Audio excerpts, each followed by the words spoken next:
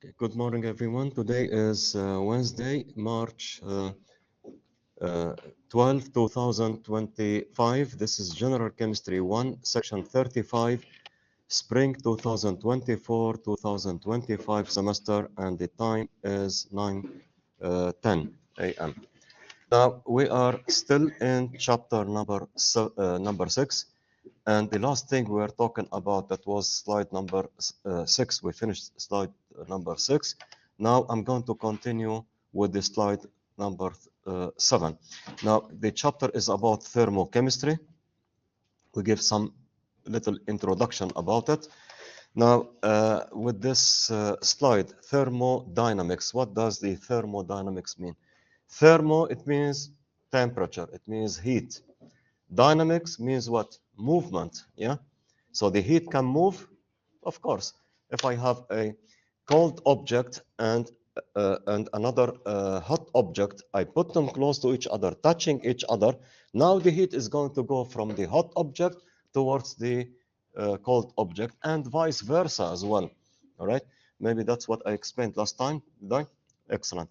Now, which means in here, when the heat is going from place to place, it means it's making a motion, a movement, and then we say it is dynamic. And because it's a heat that is moving, we call it thermodynamics, as simple as this. Yes? Is it clear? Yeah.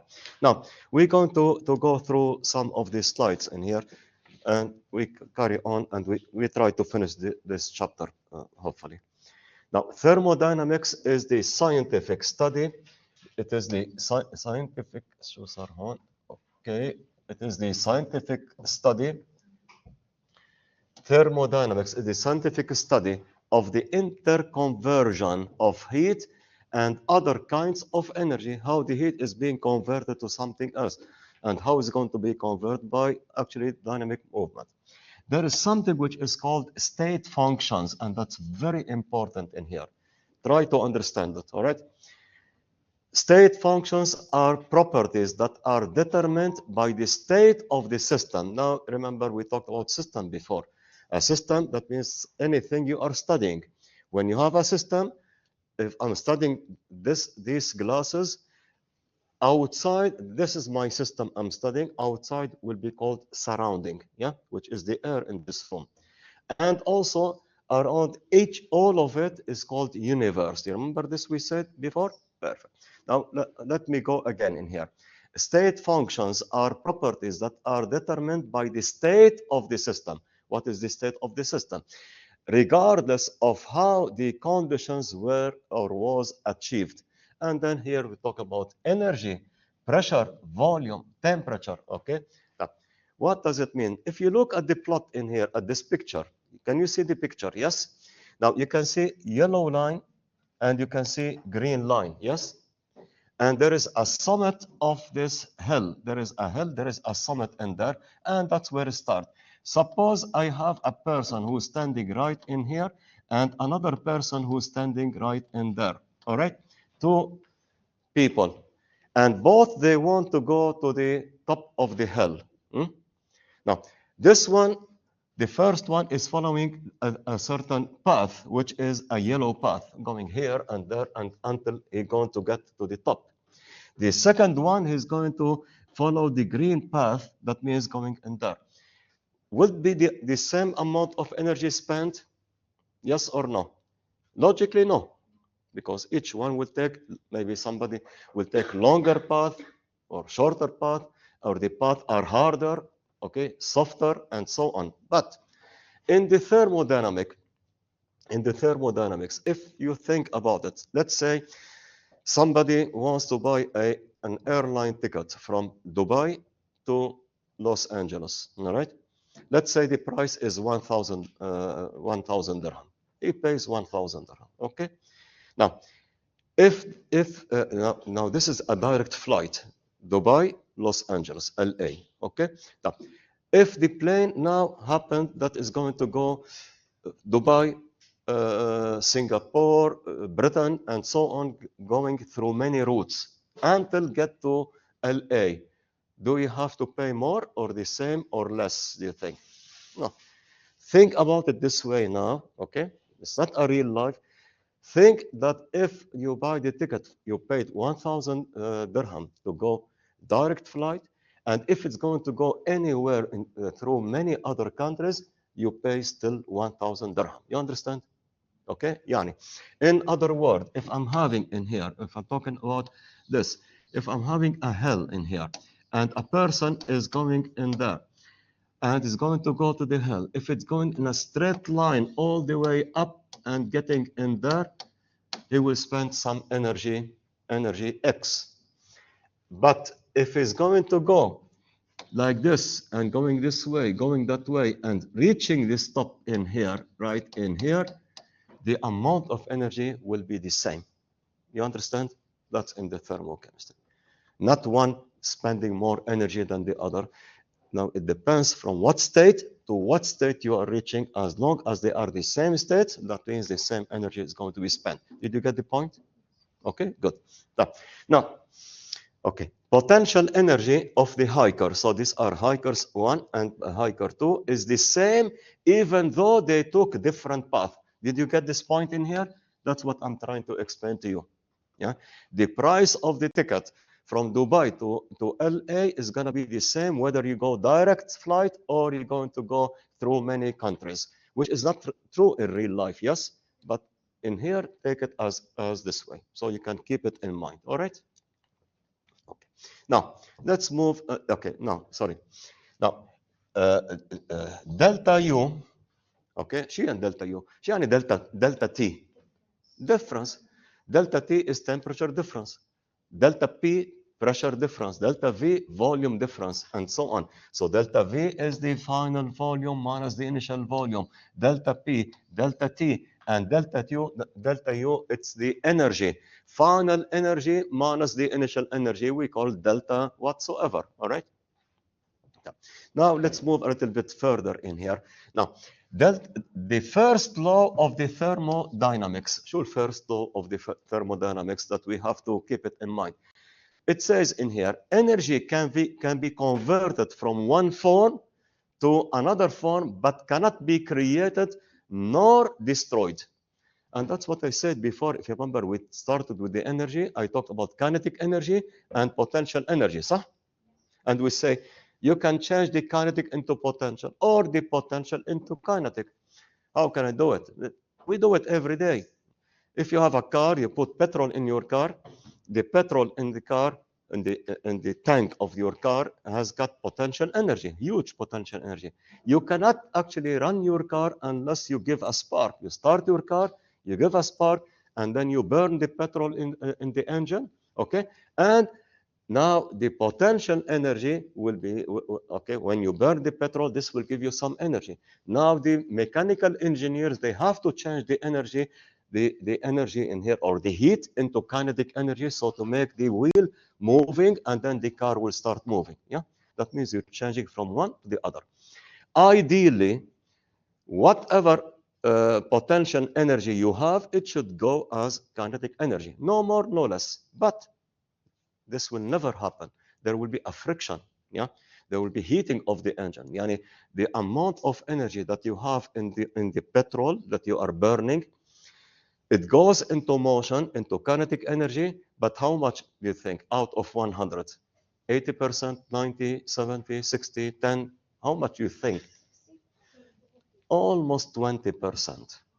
All the rest, the 80% of the energy that you are burning the fuel in your car is actually going anywhere, is heating the atmosphere.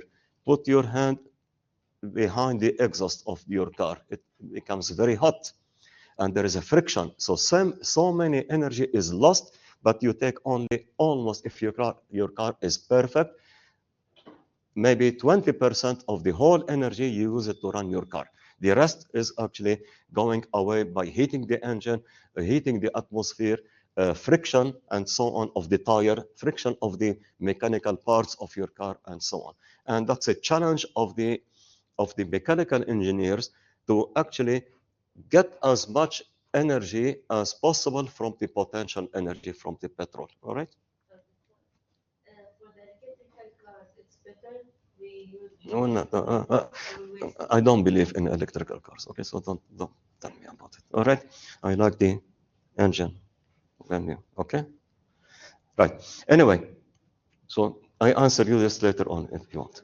Okay, now let's have a look in here. So that's the first law of the thermodynamics. That means if I'm having a system, the system that I am studying, you remember the system, and there is a surrounding. Now, the delta U of the system plus the delta U of the surrounding must be equal to 0, of course. If actually, if my system is going to give energy and the energy is going to be absorbed by the surrounding, yani the energy given out by the system is exothermic, it is negative. The heat absorbed by the surrounding is positive. You know, now, if you give me some money, that means I gained money. That means the money is, I say plus money. So if I pay, I say minus dirhams. When the system is actually releasing energy, I would say minus energy, minus whatever kilojoule. This energy is supposed to go to the surrounding. That means the surrounding will absorb this energy, and then it will be plus. If nothing is lost and nothing is gained, that means the amount of energy lost by the system is equal to the amount of energy gained by the surrounding. If you add them together, they should be equal to 0. So, but in practice, they'll not be equal to 0. I'm talking about ideal case, and nothing is ideal, right? Now, or we can say in here, the delta U of the system is equal to minus delta U of the surrounding. Taban is going to be minus. They cannot be the same, but the sign should be minus, all right? The opposite. Now, let's have a look in here. Propane, I think we went through this before, probably. Propane gas is the gas that you use in your kitchen for the cooker, and which is a mixture of propane, C3H8, and butane, C4H10. Okay, it's a mixture, you burn it and you get the heat. When you burn it in the presence of oxygen, you're going to release, or the products will be carbon dioxide and water, and of course, it's going to be some heat. Am I right? There will be some heat, and we're going to use the heat in here. This reaction is exothermic. Why? Because the heat is a product. The heat is being released. It is a product, and that's why we put it on the right-hand side of this equation. Okay?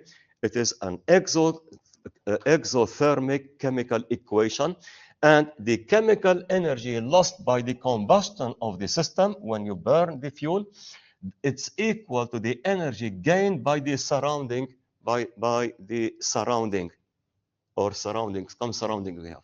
One? Okay, only one surroundings. Okay, right. Of course, in here, you have your pot of water or anything you want to cook, so the energy will go inside the pot, all right? Now, that's perfect so far. Okay, now another form of the first law of thermodynamics. Okay, delta U of the system. Now I'm having a system. There is a system, I'm studying a system. Forget about the surrounding right now. The delta U of the system is equal to Q plus W. W is always the work. Okay, W is the work. And the Q is the heat. So you have heat and you have work. What's the difference in here? Delta U is the change in internal energy of a system. You have a system, it has internal energy inside. Q is the heat exchange between the system and the surrounding. Yani, if the system is releasing heat, the heat will go to the surroundings. Huh? If the system is going to absorb heat, it will absorb it from the surrounding. Yani, the heat can go from the system to the surrounding, and we say it's an exothermic reaction. Or the heat will come from the surrounding, will be absorbed by the system, absorbed with a B, which means we say in here, it is what? Endothermic reaction. Okay, that's perfect. So now we just define what is the Q. So the Q is the heat exchange. So it is a heat between the system and its surrounding. And W, as I stated in there, it's the work done on or done by the system. And that's quite important. When I say I'm having Q, the Q in here is the heat exchange between the system and the surrounding. Now, by convention, if the heat is actually, the heat can be either positive or it can be negative, okay? It is negative when we have what? Exothermic or endothermic? Exothermic reaction, if the reaction is exothermic, that means the Q, you give it a sign negative. It's negative, خسروا. The system has lost something. When it is positive, it is what? Endothermic. Endothermic reaction. يعني the Q can be either positive or negative of a certain value. What about the W? The W in here, which is the work can also be positive or it can be also negative. شو يعني positive? شو يعني negative? What does negative mean? Now, I am standing. I am a system, صح? There is a surrounding. I am a system. Now, if I'm walking, am I spending energy? Yes or no? So I'm losing energy or I'm gaining energy? I'm losing. That means the moment I'm moving as a system, I'm doing some work. Because the system is doing work, that means the work could be in calories, in joule, in whatever, that's energy. It will be what? Negative. Yes? So when the system is doing the work is negative. Now, suppose I want to go to the upper floor. If I'm going to walk to the upper floor, that means I'm losing energy. That means the work is negative. Do you still agree with it? But if somebody is going to hold me and okay, lift me and take me up to the stairs, that means I'm just doing nothing. Okay, he is carrying me from the ground floor to the first floor. Am I doing any work? So what happens in here? I'm gaining energy from him. So that means the work is being done on the system. You understand the word in here? Before the work was done by the system, it is negative. The work done on the system, okay, it will be what? Positive. So that's all about it. Is it clear? Okay. Now, the work is done or actually done on the system, or it is done done by the system or on the system. It will be either positive or negative. Perfect. Now, the work done by the system on the surrounding, it will be negative in here, and the work done by on the system, it is positive, and the same thing. I'm not going to repeat everything. All right? Is that clear? Good. Now, let's have a look in here at W equal to minus PD delta V. شو هي? Can you figure out what is this one? It's like having a cylinder. We talked about gases before, Mike, the chapter, Boyle's law and other things, okay? Take, for example, in here a piston, and you have a cylinder, and there is a gas in there. Suppose the volume in here is going to be V1, yeah? Now, what happens in here if we have a system, let's say you have whatever X in here, a system, and the system is giving some work and giving some heat. So what will happen to the piston? The piston is going to go up. So when the piston is going up, it means it's going to go to a volume V2. All right. So that's a volume V2. All right. Now, okay. Now, what happened? Now, the piston was here and the piston went up. Yani the piston is doing some work. صح ولا? This work, who's causing this work in here? Is a pressure.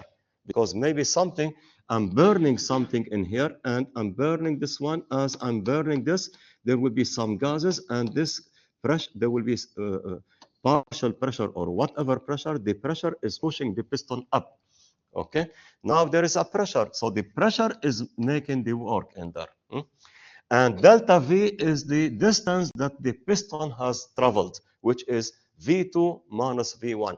Now, then when I look at W, the W, what happened to this? Is it positive or negative? What do you think? The pressure is always positive, صح? Yes? Delta V is always positive, yeah? Because V2 is greater than V1. But if I leave it like this, the W becomes what? Positive. That means the work has been done on the system. But Who did the work, the system or it was done by the system? It was done by the system. That means it should be negative, and that's why we had to add a sign negative. If we don't add a sign negative, that means we are wrong. You understand? Because the pressure is always positive. ما في pressure negative. And the delta V in this case is what? Is positive. Final volume minus initial volume. All right? Now, if I look the other way around, okay? If I look the other way around, I'm having the piston in here, and then there's actually V1. And then I'm going to push it from outside. Hi, the system. That's the system. If I push it from the outside, the piston will come down. So that means I'm putting a pressure in here. And this will be V2. Yani now V2 minus V1 is what? Positive or negative? Negative. Multiplied by P, which is positive. So all will be, the work will be negative. But was the work done by the system or on the system? On the system. So that's why I did put actually minus in here. Then the minus times minus becomes plus, and eventually the W becomes positive. Is it clear? Yeah? Yeah. I hope you understood, because it's not explained this way in the textbook. All right?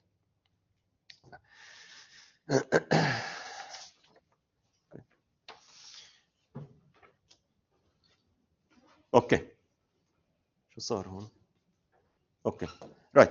Now, that's what I think I explained to you already. Yeah? Okay. Force multiplied by distance is a work. If I push something with a force and there is a distance and they're traveling at a distance, this will give me a work. And also, in case of gas in here, work is minus. Remember the minus. Who put the minus? We put the minus, yes? Minus P delta V. Now, okay. Delta V. Now in here, I'm not going to go through all of this because it's a cylinder. They find actually the volume of the cylinder. You know how to find the volume of a cylinder, right? Surface area multiplied by the height. And if you have the diameter, then you have to have the pi r square. This will be the square of the cylinder. And then multiplied by the height, by how much is traveled, you get this. Anyway, now, delta V is positive. If delta V is positive, notice in here, delta V is positive, all right? Delta V is positive, and this one, the minus P delta V is negative. That means the work is done by the system, صح? Because work will be negative in this case, okay? So dW, you don't need this one as well. dW, it is not equal to the final work minus the initial work. That's absolutely incorrect, and that's what they said in here. Okay, so the work is always equal to a certain force. In our case, would be the pressure for the gas multiplied by a distance that has traveled. And if you have the cylinder, the distance is how far the piston went up or down. We will go to another. A certain gas expands. يعني expand in volume. The volume is going up. Expands from whatever liter to whatever liters. Now from these two, I can get what? Delta V immediately. At constant temperature. The temperature is constant. Calculate the work done by the gas if it expands. طبعا if the gas, if the volume is expanding, يعني the gas is doing the work. Okay. Calculate the work done by the gas if it expands against the vacuum or against a constant pressure in here. If you have a constant pressure or if you have a volume. Okay, so now you have delta V. If you want to find the work against a pressure, so this will be, in this case, W equal to minus P delta V. Am I right? Because there is a pressure. If it is against the vacuum in here, let's go straight away in there. Now, the initial volume is that much. Delta V is going to be equal to whatsoever. And then W is equal to minus delta V. Now, if it is expanding against the volume in here, vacuum, when we say a vacuum, that means the pressure is equal to 0, صح? Now, pressure equal to 0, it means W will be equal to minus P, which is 0, multiplied by delta V, and the work will be equal to 0. Of course, the work will be equal to 0. If there is a vacuum in there, it will go automatically up. صح? It's like having a hoover. You understand? Now, the external opposing pressure is 1.2 atmosphere. Now, again, what you do, the work will be minus P times delta V. Of course, in here, you have the delta V, you have the P, and it's going to be negative in here. Because it is negative, that means the work is being done by the system. Bravo. Okay? Now, right. So, if you want to convert it to joule, so you can change the liter atmosphere and change it to joule. Somebody should give you the relation between liter atmosphere and joules, and when you have the relation, you can convert. Okay, right. It was compressed in a cylinder. Okay, why is this one? The work done when a gas is compressed in a cylinder like that shown in figure. Well, figure. There is no figure in there. During this process, forget about this one. All right. We're going to go to something really more important in there. Now, okay. It's not compressed in here. Now, let me talk here about more important is the enthalpy. Enthalpy and the first law of the thermodynamic. When we say enthalpy, enthalpy is given a symbol of capital H. Temperature is given a symbol of capital T if it is in Kelvin. Yeah. Now, when you have capital H in here, which means in here that's the enthalpy, but from the enthalpy we can get what's known as delta H in there, which we call it, and we read it this way. We read it in this direction. Enthalpy change. As we say, temperature change, pressure change, enthalpy change.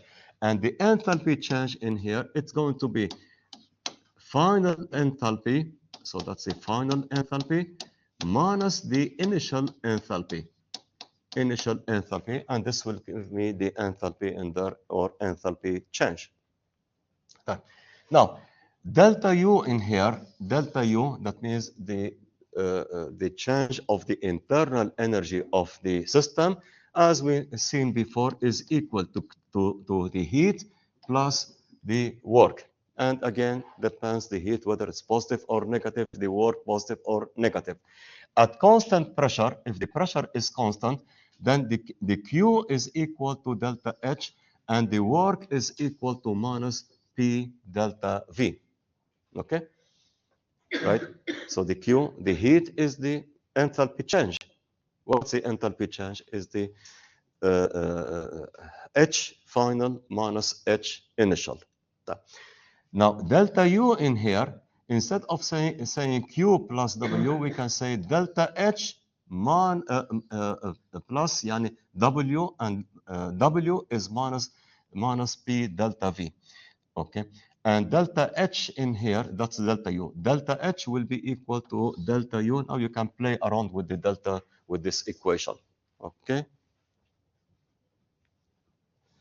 Okay. Now, let's have a look at the enthalpy. Enthalpy is very important for us in the thermochemical equations, extremely important. The enthalpy in here is used to quantify the heat flow into or out a system in a process that occurs at constant pressure. Yani the pressure is constant. The pressure of the system and the pressure of the surrounding is the same, but we're going to see how the heat is going from place to place, or we call it in here, we just call it the enthalpy. Now, the delta H, now remember, when I'm having a reaction, so you have actually reactant, you have reactants on this side, and you're having products on the other side, on the right-hand side. Okay. This products, all the products, they have actually a delta H of the product. And here, the reactant will have, all the reactant will have delta H of the reactants. Okay, they will have delta H, or it's not delta H, actually, it is H. Okay, so let's take it this way. Now, enthalpy, total enthalpy of the reactant, total enthalpy of the product. What is the delta H in this case? The delta H is coming from both of them, and the delta H in here will be equal to the enthalpy of the product minus the enthalpy of the reactant. As simple as this. Enthalpy of the product minus the enthalpy of the reactant. So enthalpy of all the products minus the enthalpy of all the reactant. And this is actually the enthalpy change. So we call this one the enthalpy change.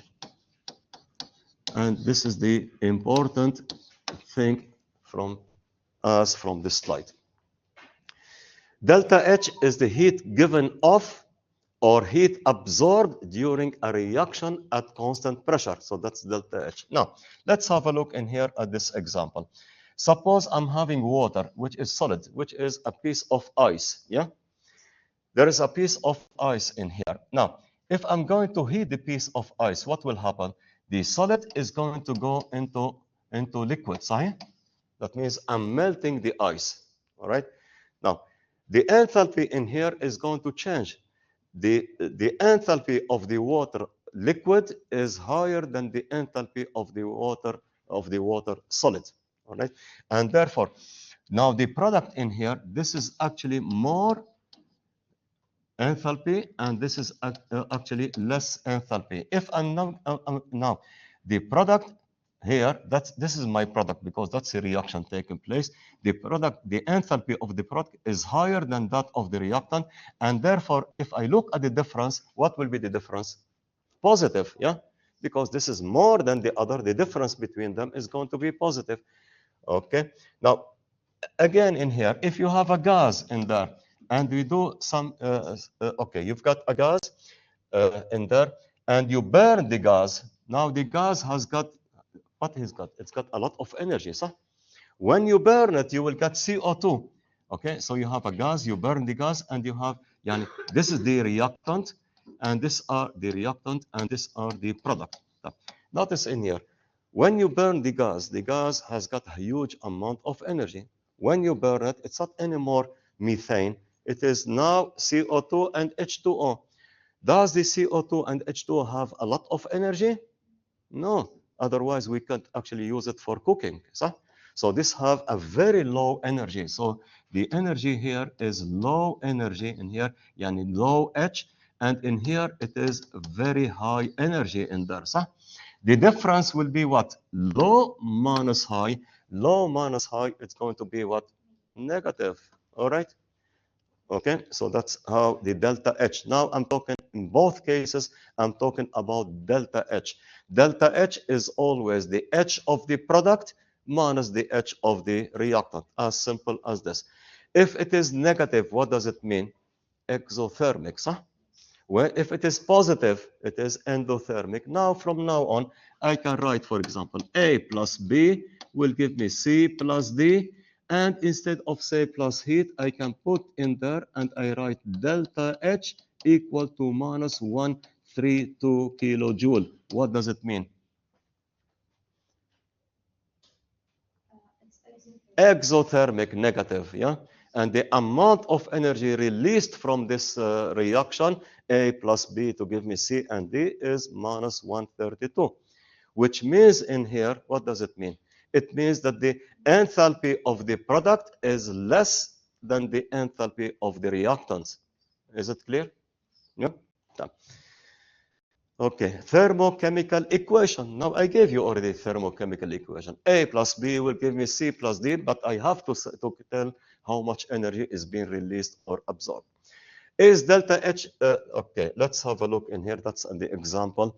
Enthalpy, the water was solid and it is liquid. Is delta H negative or positive? What do you think? It's positive, طبعا. Yes, delta H is positive because, Okay, it is positive in here. Now, 6.01 kilojoules are absorbed for every 1 mole of the ice in order to melt at 0 degrees Celsius and 1 atmosphere. يعني 0 degrees Celsius, 1 atmosphere. It means I have a cube of ice held at 0 degrees Celsius, it's solid, at sea level, يعني it is atmospheric pressure, and now I want to melt it. If I want to melt this piece of ice, which is 1 mole, you know what's the 1 mole piece of ice, how much it is in grams? 1 mole of ice, how many grams? Well, huh? 18. 1 mole, because it's water, صح? 1 mole of water is how many grams? Molar mass, right? 18. يعني if I have 18 grams of ice and I want actually to melt it, then I need in there, I have to give him 6.01 kilojoule for every 1 mole. Now it will melt. What will be the temperature?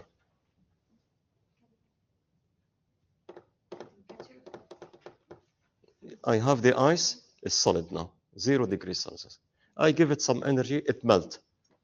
What will be the temperature? 273 Kelvin. How much? 273. 12 273. degrees Celsius. How much? 0. 0, exactly 0. Because 0 temperature, that's just for your information. 0 temperature is when actually the liquid is going to solid. That means when it is solid, start to be solid, it is 0 degrees Celsius. When the solid ice is melting to water, it starts at 0 degrees Celsius as well. Then the temperature goes up and up. All right? Now, in here, what we can say, now it's a thermochemical equation. Instead of writing everything and drawing this one, all I need, I would say H2O solid will give me H2O liquid, delta H equal to 6.01 kilojoule per mole. Per mole of what? Per mole of water. Okay. Is this endothermic reaction or exothermic? Endo.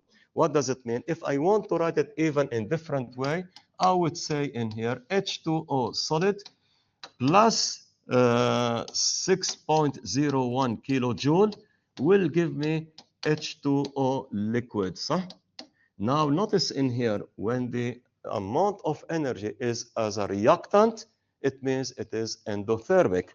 If it is a product, it is exothermic. All right? Reaction. Now again in here, that's the same example. Remember the example, we're burning this one, so it is negative. Yes, I'm not going to go through it again. Yeah, it's already explained. Yeah, because the carbon dioxide and the water, they don't have a lot of energy. The most energy is in the initial product and the reactants, huge amount of energy. Now again, instead of drawing everything in here, all I say, I write it CH4 plus 2O2, balance the equation, you got CO2 plus H2O, and then I leave a space and I write delta H will be equal to minus whatsoever kilojoule per mole. Yani every time I burn 1 mole of the methane, I will obtain 890.4 kilojoules. If I'm burning 5 moles, I multiply this one by 5. If I'm burning 1,000 moles, I multiply the energy by 1,000. And this makes sense. If I have little amount of fuel, let's say, I burn it, it will give me some amount. If I have double amount of the fuel and I burn it, it will give me double amount of heat, and so on. Okay? Now, so that's how we can write the thermochemical equations. Now, thermochemical equation, the stoichiometric coefficient, now there is a coefficient, that means we have to balance the equation. The stoichiometric coefficient always refer to the number of moles. Yani here I say 1 mole of the water solid will give me 1 mole of the water liquid. And this will be delta H. If you reverse the reaction, now look in here what will happen. That's called manipulation.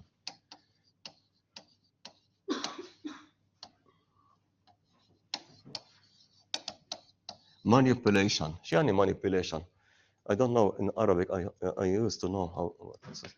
Manipulation. Any idea about my manipulation? What does it mean? Check it in your mobile if you want. Okay, manipulation. To trick. Huh? To trick. To trick and تلاعب. Bravo. تلاعب. You know what's a manipulation? Manipulation means what? I put it in a very live example. If there is a pilot and he has an airplane, a fighter airplane, and he wants to go to the war. Now, according to the properties of his airplane and mechanism and a lot of things, he can actually go with لعب. He can manipulate with the airplane to go and hit his enemy. صح? But he cannot actually invent something. It depends everything on the system of his airplane. صح ولا؟ Now we have thermochemical equation in here. The thermochemical equation, it's a system in here. Now, we can manipulate with the thermochemical equation. That means we can play with this equation, but we have to follow the rules in there. Rule number one, there are only 3 rules. Now, get the rules because we need them a lot in this chapter. Rule number one, if I have thermochemical equation, this is a thermochemical equation, okay? That's a thermochemical equation. If I reverse the thermochemical equation, if I reverse it, now it is reversed. صح? What I do in here, I have to reverse the sign of the delta H. That's rule number one. All right? Rule number two. So that's rule number one. So these are the rules for the manipulation. Rule number two. If I multiply a thermochemical equation, or I divide a thermochemical equation by any number, I have to do the same with the delta H. You got me? Yeah, that's rule number two. So if I multiply or if I divide, yani you have this equation in here, and I know how much is the delta H. That's the delta H. Now, if I take this equation in here, and if I multiply it by 2, that means I have to multiply everything by 2. This part and this part, all of it will be multiplied by 2. That means this delta H also will be multiplied by 2. If I divide by 5, I have to divide the whole equation and delta H by 5. You understand? Now we got 2 rules. One rule, if I reverse the thermochemical equation, I have to reverse the sign of the delta H. If I multiply or I divide, okay, so multiply or divide, okay, or divide a thermochemical equation by any number, I have to do the same with the delta H. Clear? Yeah? Now, these are 2 rules. There is a third rule in here. So this is actually rule number 3. Rule number 3, it says in here, if I add thermochemical equations, okay? Let's say I'm having A plus B will give me C, and this will give me delta H1 for this reaction. And probably I have, for example, C plus D will give me F, all right? And this will have another delta H2, okay? Now, if I take the sum of both of them, what will happen in here? Now, of course, this will be A plus B plus C plus D will give me C plus F, and the delta H of this reaction, total delta H of the reaction will be equal delta H1 plus delta H2. Am I right? Very simple. Now, notice one thing in here. There is C on this side, compound C, and there is C on the other side. Now, I can actually cancel them, but I cannot cancel them unless they have the same physical state. Yeah? يعني if this one is H2O, بنقول هيدا H2O liquid. And if this one is H2O solid, I cannot cancel them. I have to keep them. You understand? So that's the third rule. The third rule, it says, if I have a chemical equation, thermochemical equation, I can actually, I can cancel the compounds from both sides, the same compound from the both sides of the arrow, if they are at the same physical state. Okay, so these are the three rules. We need to look at them all the time. Now, the physical state, and that's what it says in here, the physical state of all reactants and products must be specified in the thermochemical equation. Otherwise, I wouldn't know whether I can cancel them or I cannot cancel them from both sides of the arrow. Now, for example, look in here as an example. Whenever I'm having water solid, and if I want to change the solid water, the ice into liquid, I have to give it some heat. Huh? So the heat in here will be what? Positive, because it's absorbed heat. Huh? The reaction is endothermic reaction. Yani the heat is a reactant.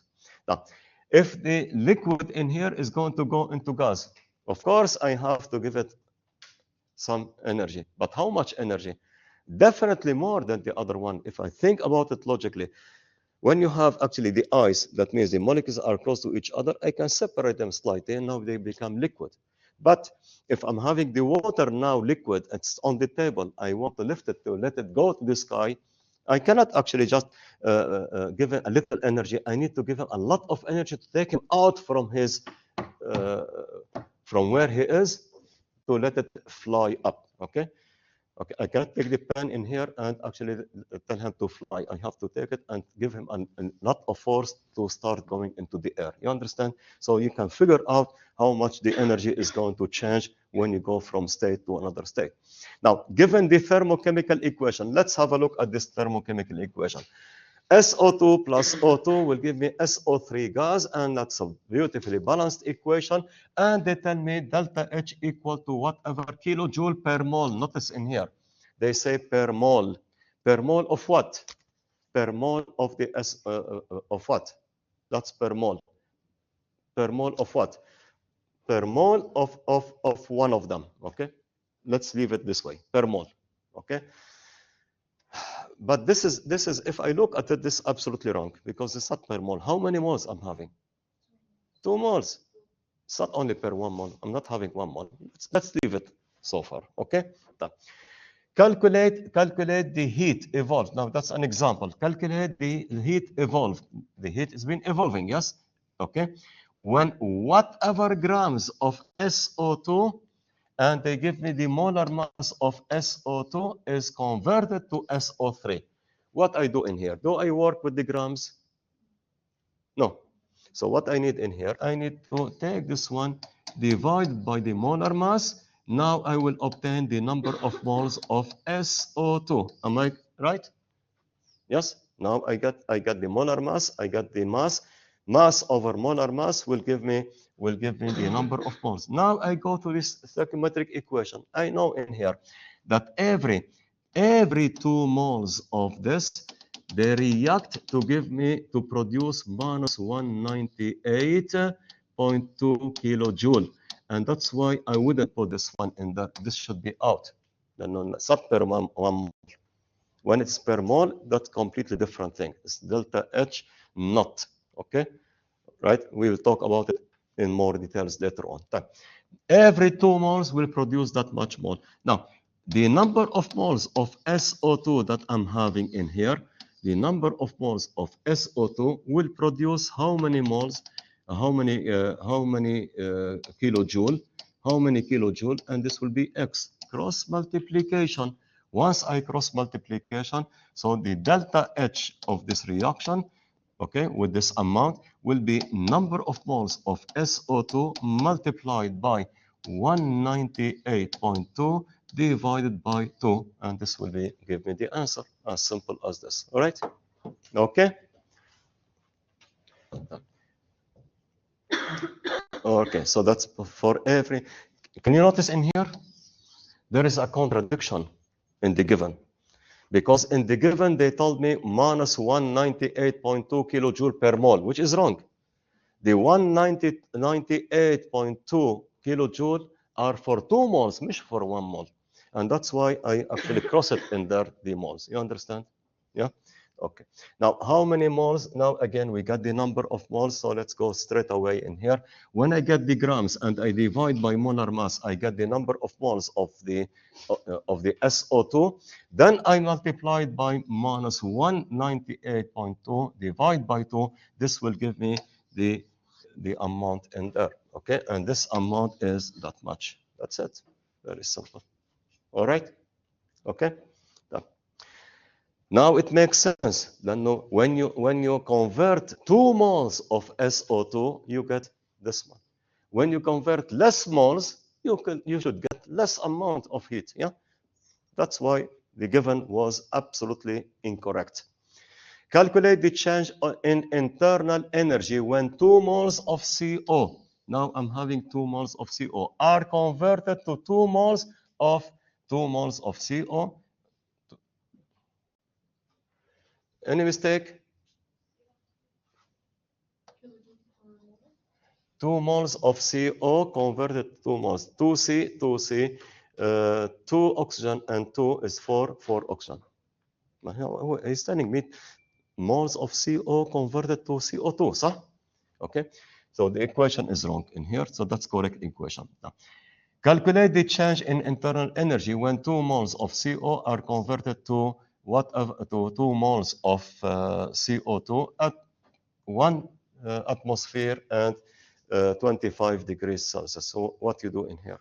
How much will be? Is this correct here as well? That is strange. That is really strange because we don't say per mole in here.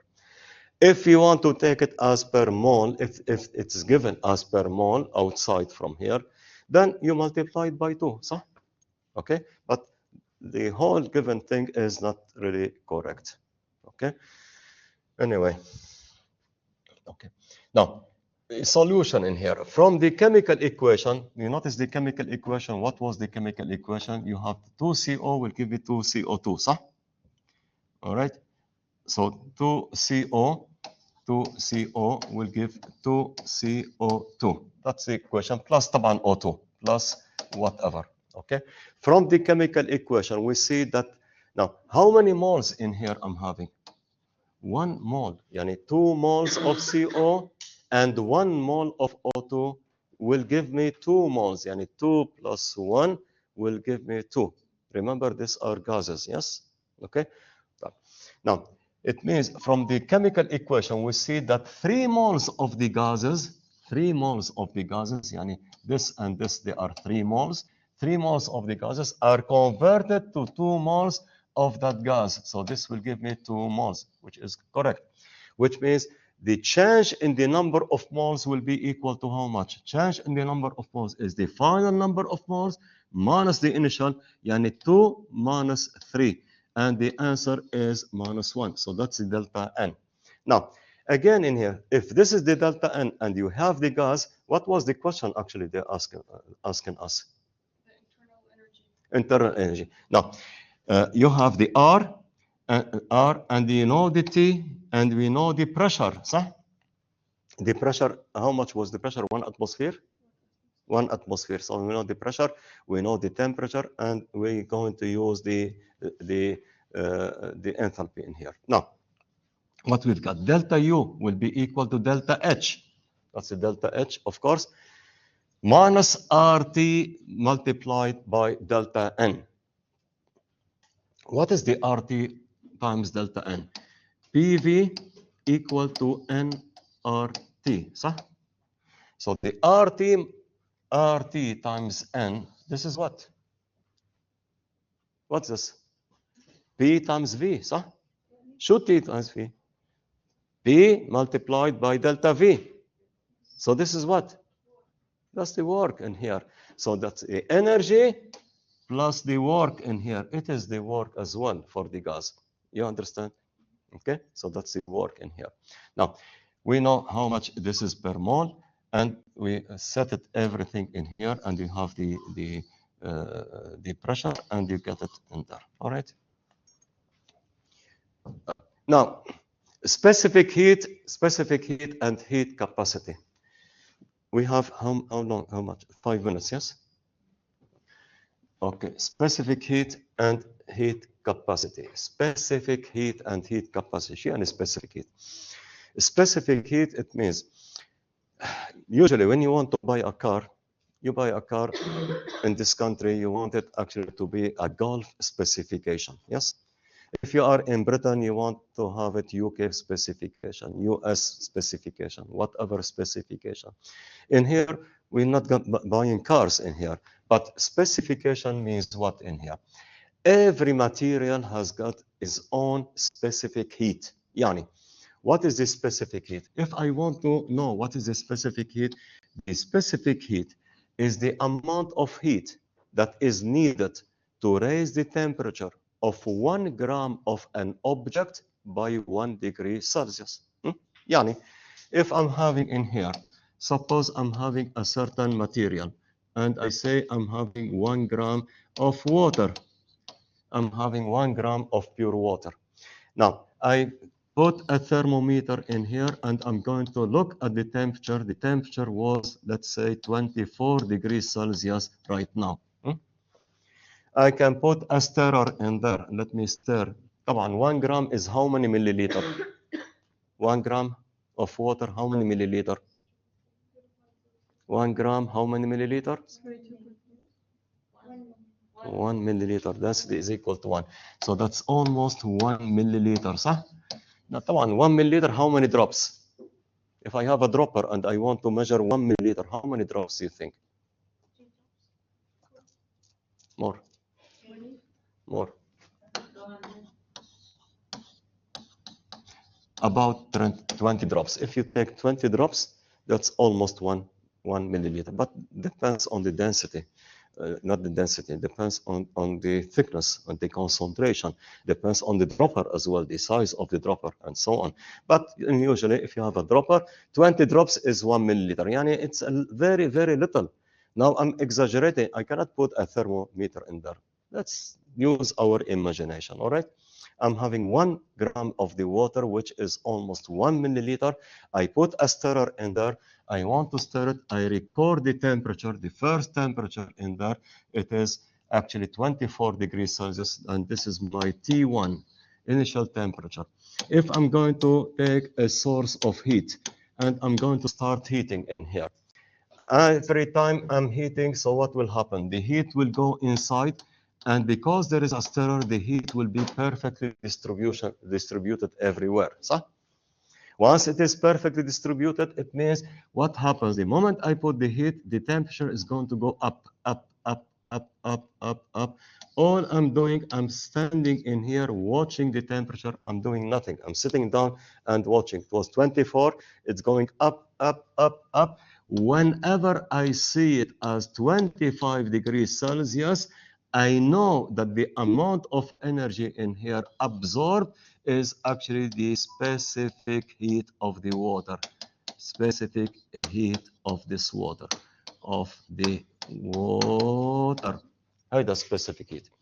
يعني again, if I play it again in different way, I would say a specific heat is the amount of heat needed or required to raise the temperature of 1 gram of a substance by 1 degree Celsius. بس. يعني if I take, for example, these glasses, I take 1 gram of a certain material, anything, and I heat it. I know the temperature. If I heat it, when the temperature goes to 1 degree, increases by 1 degree Celsius, the amount of heat that has absorbed, it will be what its own specific heat. يعني my shirt has got its own specific heat. This metal has got its own specific heat. This one, anything, my skin, the hair, whatsoever, it has its own specific heat. So it is a heat specific for that object. Is it okay? Now, if I want to write the unit of the specific heat, okay, specific heat, I'm going to use abbreviation in here. So the specific heat, as I said, is the amount of heat needed to raise the temperature of 1 gram of an object by 1 degree Celsius. Now, what will be the unit of the specific heat? What will be the unit? So it is the amount of heat, صح? شو الامount of heat؟ يا اما calories يا اما joule. Okay, let's say calories. Amount of heat needed to raise the temperature of what? Of 1 gram per gram per degree Celsius. And this is the specific heat. This is the unit of the specific heat. Yeah? Calories per gram per degree Celsius or joule per gram per degree Celsius. So that's the specific heat for the water. Heat capacity is specific heat multiplied by the mass. And we will talk about it later on, inshallah. Okay? يعطيك العافية.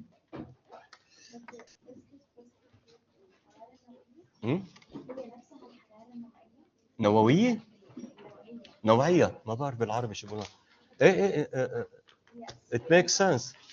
ايه specific نوعي. Yes, برافو عليكي. برافو. It makes sense, yes. Attendance sheet please يا صبية. Can I have the attendance sheet? The third quiz. Third quiz into general chemistry 1. The third quiz بعد ما يخلص ال لا بعد ما يخلص شو اسمه الميد ترم بيريود. يعني متى next week؟ يعني المفروض يكون next week مبدئيا. واذا next week بده يكون نهار 4. بس بخبركم قبل. بقلكم انا بقلكم كمان بوقتها ما تخافوا. بقلكم بعدين. دكتور اذا next week لازم ندرس من الحين.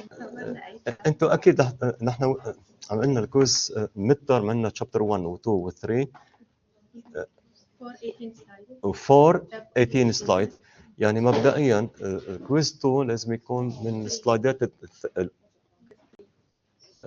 شو قلت لك كويز 3 كويز 3 من شابتر 4 اوكي من السلايدات اللي بقيوا. واذا بدنا ندخلكم شابتر 5 نحن اي شابتر نحن هلا بندخلكم شابتر 5. لا بدون بس طب اوكي قولوا ان شاء الله. قولوا ان شاء الله لا. ان شاء الله لا. اوكي ان شاء الله لا شو ان شاء الله ما في كويز. اوكي بنشوف بعدين. Don't worry you'll be okay ان شاء الله. Who scored full mark here بيناتكم؟ مين؟ ما حدا منكم عمل جاب فول مارك بالميد ترم؟ خلاص بجيبكم شابتر 5. اوكي. What does this mean?